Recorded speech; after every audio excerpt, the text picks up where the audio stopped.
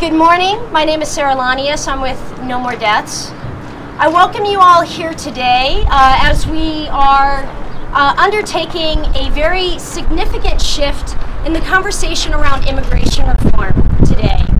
At 5:30 Eastern Time, Congress will be voting to move forward on a substitute bill for immigration reform. This bill is considered significant by many people who have been advocating on behalf of a pathway to citizenship. The reason for that is because late last week, a closed-door deal was sought by the Gang of Eight that, while it included input from national immigration rights groups, it did not include the voice of border communities. And from that deal, we were dealt a devastating blow. A new proposal that would double Border Patrol agents along the southern border, most of which would be concentrated in southern Arizona and South Texas.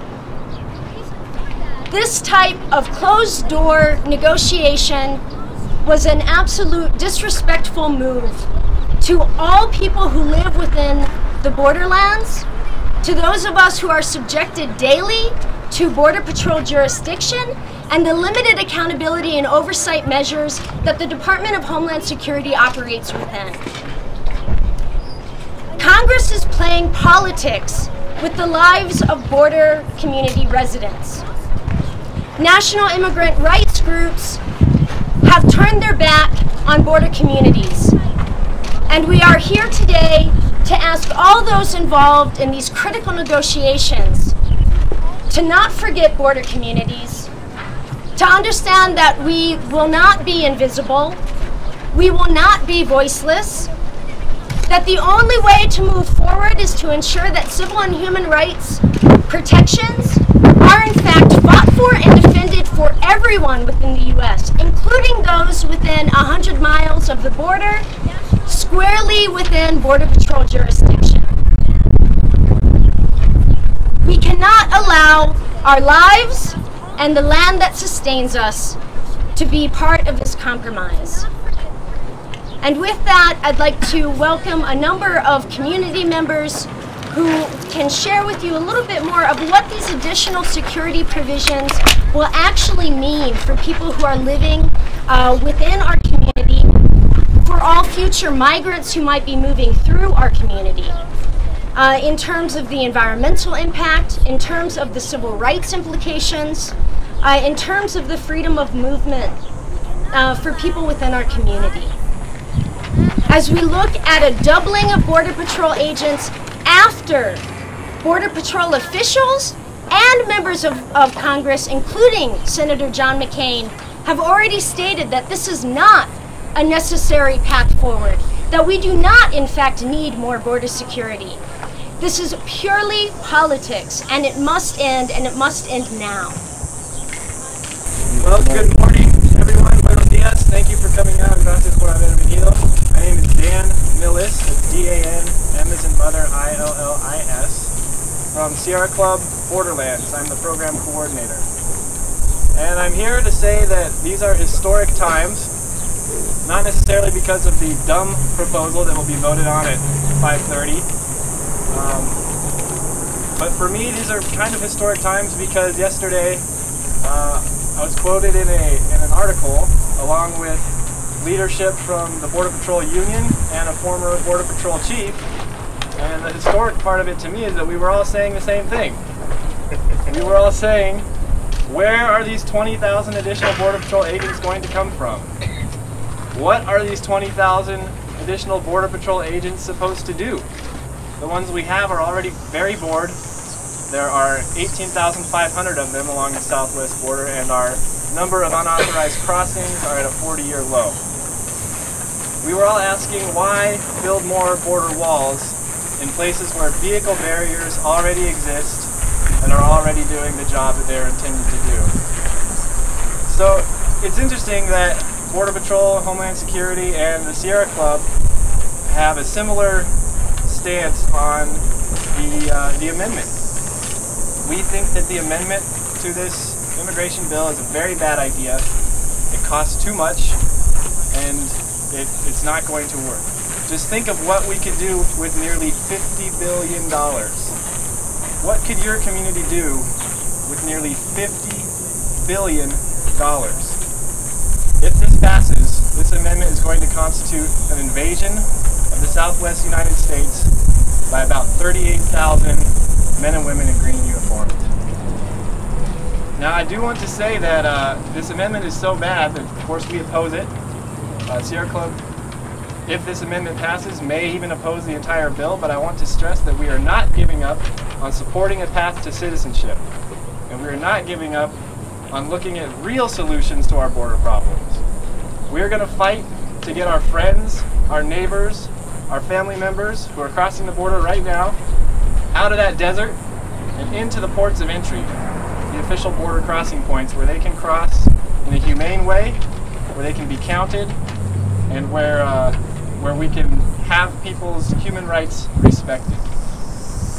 We're also going to continue to fight for the environment and make sure that border walls are not the answer to these complex social problems, and make sure everyone knows that border walls harm the environment, they destroy wildlife habitat, they cause huge floods, like the flood in Nogales in 2008 that killed 2 people and caused millions of dollars in damages. So we're going to keep fighting on this. If anyone thinks that Sierra Club or any environmental organization is going to team up with the xenophobic groups like Numbers USA or Federation of Immigration Reform, Progressives for Immigration Reform, we're not going to team up with any nativist groups and give up on this. We're going to keep fighting for a fair, just path to citizenship for the 11 million people that are living in the shadows, and we're going to continue forward on this until we get a solution that makes sense for the environment and that makes sense for America. So I thank you again for coming out. If anyone has any questions, I'd be happy to talk to you afterwards. And thank you. Gracias.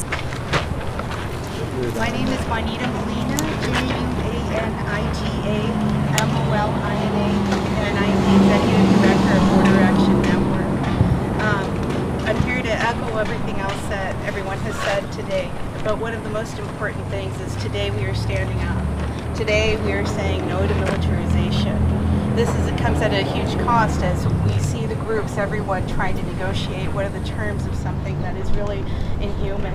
When we look at what we're being expected to endure as a border community and the ways that the criminalization of economic migrants has pushed our government to make us feel that we are unsafe when we truly are not unsafe. What does make us unsafe is to ignore the voices of the people who are being exploited in the community. That's truly what gives strength to the cartels and truly gives strength to people who are looking to exploit others, is by silencing these voices. Unfortunately, militarization has created a social and emotional dynamic in the state of Arizona that has slowly bitten away at our fabric as a community. We see families every day in South Tucson who are specifically victimized because they are undocumented. People who are mugged, people who endure domestic violence, people who endure unlivable situations because they are afraid to reach out to others, because they are afraid to make police reports. And what we see in our everyday lives, our freedom of movement has greatly been impaired. In our everyday lives, we are constantly stopped by Border Patrol. It creates an environment where 3 years ago there was a small child, 7 years old, who was sexually assaulted in Nogales. We needed to get a forensic exam for this child. The closest forensic evidence collection center, the mother could not accompany this child. This child was documented, this mother was not. So this meant that the small child had to go with strangers for an hour and a half to come to Tucson to get a basic forensic medical exam without the support of anyone who knew, because the people who were responsible for them were undocumented. This level of criminalization creates a horrible dynamic in our everyday lives. When we see all of those cases of sexual assault that were not pursued in Maricopa County, we see our law enforcement being channeled into areas that really don't make sense. What we need to do is to continue to ensure our public safety by acknowledging all the members of our community and safely proceeding. Thank you. My name is Norma Price. Hang on, can you say that again, please? My name is Norma Price, Norma Price. I'm with Samaritans, Tucson Samaritans, and I'm a retired physician. I've been volunteering with Samaritans for over 10 years. I've lived in Tucson for 15 years, and during that time, as a retired physician, I have been appalled and very saddened at the number of deaths that have occurred in our backyard, in the desert, in southern Arizona. We know that back in 2001, 2002, as the deaths began increasing, it was due to a closing off of the borders in the traditional crossing areas and increased militarization. This was tactical in order to make it easier for the U.S. authorities to apprehend people crossing through the border. But it had the opposite effect. It made people cross into more dangerous terrain and increase the death toll. During that period of time, since 2002, there have been more than 150 deaths every year. And the Pima County Medical Examiner's Office reports an average of 188 deaths each year between 2006 and 2012. I say that they're more than this because we know that there are deaths that are not reported, bodies that are not found. We get calls from families who are unable to contact a family member. We talk to migrants who have passed a body in the desert. So we know that the numbers are low and that there are many more deaths than that. This report came out from the Binational Migration Institute at the University of Arizona in early June in collaboration with the Pima County Medical Examiner's Office. And they report a correlation between increased border patrol presence, increased militarization, and the number of deaths. As Dan mentioned, the deaths are at a 40-year low. The crossing, the apprehensions are at a 40-year low, but the deaths have remained high. And it has shown that the ratio between deaths to crossings is markedly increased. And we know that the number of deaths in South Texas have been increasing. I want to quote from the two of the authors of this report. This was a summary when they reported to the North American Congress on Latin America. As history has shown, increased enforcement is not the answer. It will only lead to more death. We cannot in good conscience allow laws that cause the deaths of people. I urge everyone to contact your senators to vote against the amendment, the Hogan-Corker amendment, to stop that. We want to continue with immigration reform, but we must block this amendment. Buenas tardes tengan todos ustedes. Me llamo Raúl Alcaraz Ochoa y aquí vengo a presentar ante ustedes que esta reforma migratoria y esta enmienda en la que estamos viendo y examinando hoy en día va a perpetuar el genocidio de nuestra comunidad migrante que viene cruzando la frontera, que viene aquí luchando por una vida mejor. Esta enmienda va a continuar este ciclo de violencia, este ciclo de muertes, este ciclo de violencia, este ciclo de sangre que se está derramando en esta herida abierta que se llama la frontera. La militarización de la frontera traerá más sangre y más intensificará este genocidio. Nuestra comunidad será severamente y negativamente afectada porque más retenes, más muros, más agentes, más monitoreo de surveillance, todo esto va a causar que sea más riesgoso cruzar la frontera y esto va a incrementar las muertes que estamos viendo.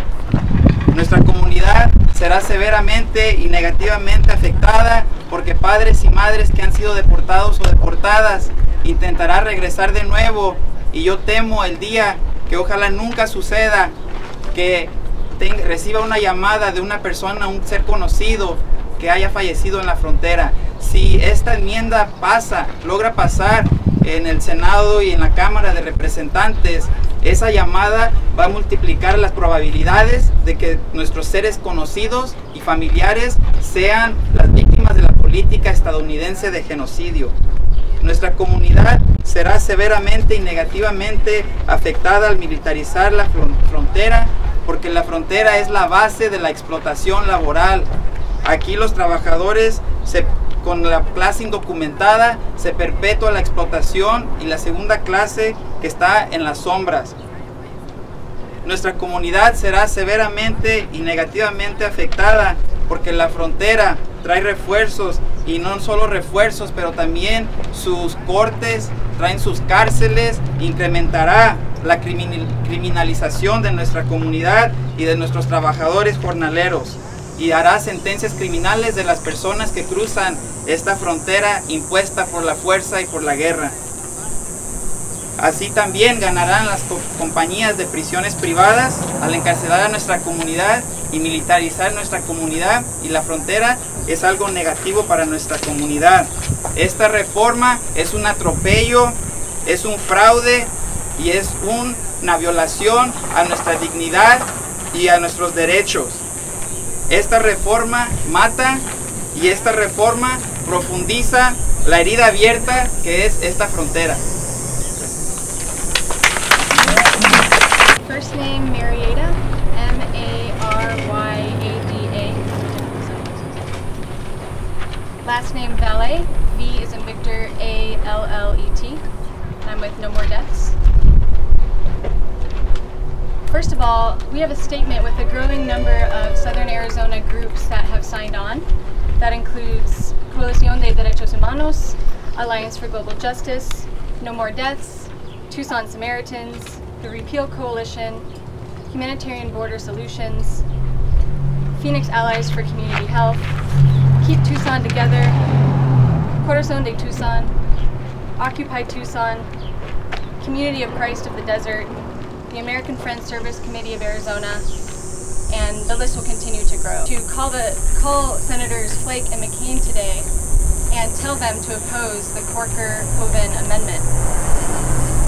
Senator Flake's office number is 602-840-1891, and Senator McCain's office number is 602-952-2410. And we are joined today by groups across the border, as well as across the country, who are also voicing opposition to this amendment.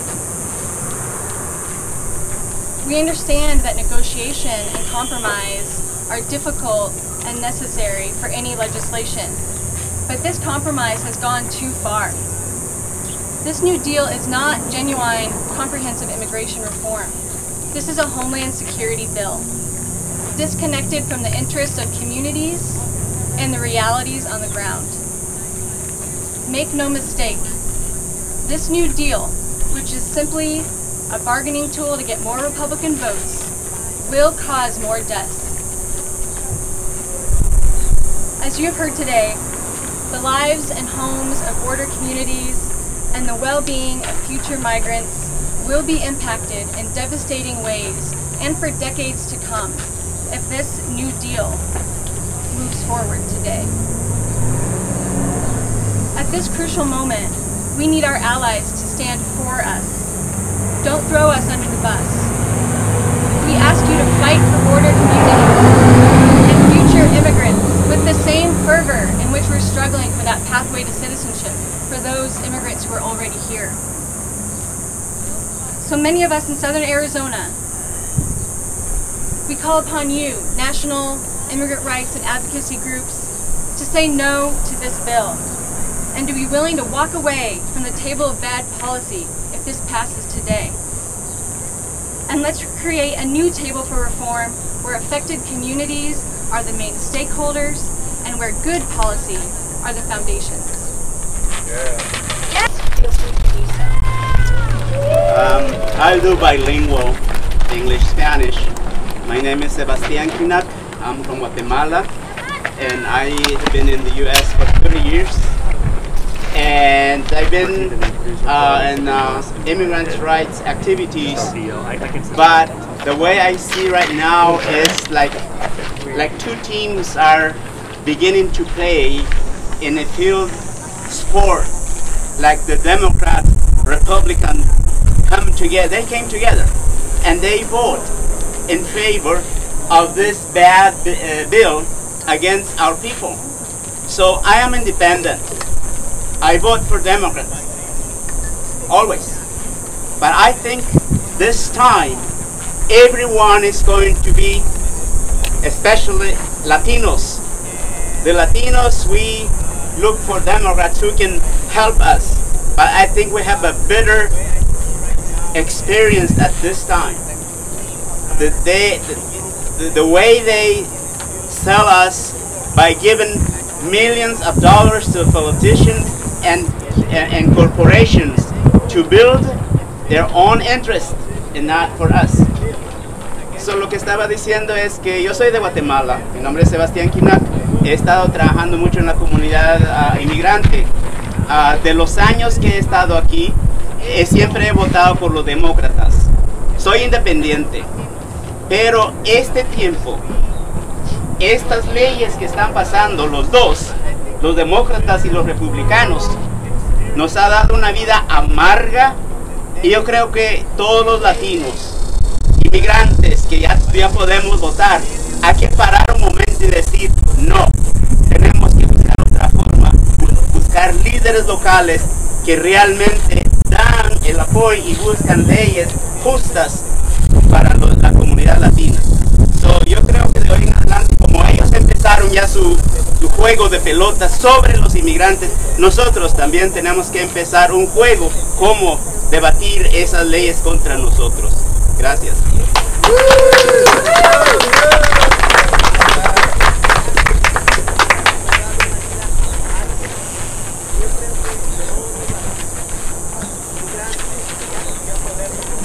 My name is Ethan Beasley, and I'm with Occupy Tucson. So, Occupy Tucson would like to express our outrage with the Open Corridor Amendment. As members of the Occupy movement, we have become particularly sensitive to the violation of civil liberties that ensue from police militarization. The bill's policing provisions and this amendment's policing provisions greatly increase the numbers of Border Patrol, notorious for their civil rights violations and brutality, and provide for the deployment of drones and the National Guard. This is a recipe for escalating the already unacceptable level of abuse and repression on the border and in our communities.